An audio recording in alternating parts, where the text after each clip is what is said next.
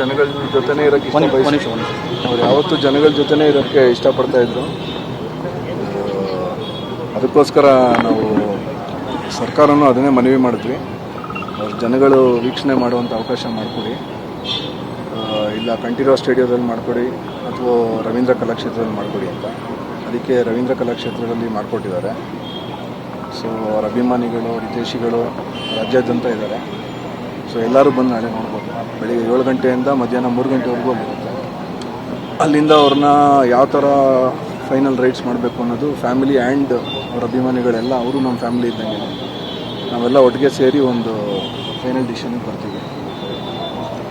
So thank you.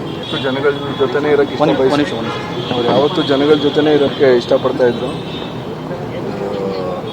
ಅದಕ್ಕೋಸ್ಕರ ನಾವು ಸರ್ಕಾರನೂ ಅದನ್ನೇ ಮನವಿ ಮಾಡಿದ್ವಿ, ಅವ್ರ ಜನಗಳು ವೀಕ್ಷಣೆ ಮಾಡುವಂಥ ಅವಕಾಶ ಮಾಡಿಕೊಡಿ, ಇಲ್ಲ ಕಂಠೀರವ ಸ್ಟೇಡಿಯಂದಲ್ಲಿ ಮಾಡಿಕೊಡಿ ಅಥವಾ ರವೀಂದ್ರ ಕಲಾಕ್ಷೇತ್ರದಲ್ಲಿ ಮಾಡಿಕೊಡಿ ಅಂತ. ಅದಕ್ಕೆ ರವೀಂದ್ರ ಕಲಾಕ್ಷೇತ್ರದಲ್ಲಿ ಮಾಡಿಕೊಟ್ಟಿದ್ದಾರೆ. ಸೊ ಅವರ ಅಭಿಮಾನಿಗಳು, ಹಿತೈಷಿಗಳು ರಾಜ್ಯಾದ್ಯಂತ ಇದ್ದಾರೆ. ಸೊ ಎಲ್ಲರೂ ಬಂದು ನಾಳೆ ನೋಡ್ಬೋದು. ಬೆಳಿಗ್ಗೆ 7 ಗಂಟೆಯಿಂದ ಮಧ್ಯಾಹ್ನ 3 ಗಂಟೆವರೆಗೂ ಅಲ್ಲಿರುತ್ತೆ. ಅಲ್ಲಿಂದ ಅವ್ರನ್ನ ಯಾವ ಥರ ಫೈನಲ್ ರೈಡ್ಸ್ ಮಾಡಬೇಕು ಅನ್ನೋದು ಫ್ಯಾಮಿಲಿ ಆ್ಯಂಡ್ ಅವ್ರ ಅಭಿಮಾನಿಗಳೆಲ್ಲ ಅವರು ನಮ್ಮ ಫ್ಯಾಮಿಲಿ ಇದ್ದಂಗೆ ನಾವೆಲ್ಲ ಒಟ್ಟಿಗೆ ಸೇರಿ ಒಂದು ಫೈನಲ್ ಡಿಸಿಷನ್ಗೆ ಬರ್ತೀವಿ. ಸೊ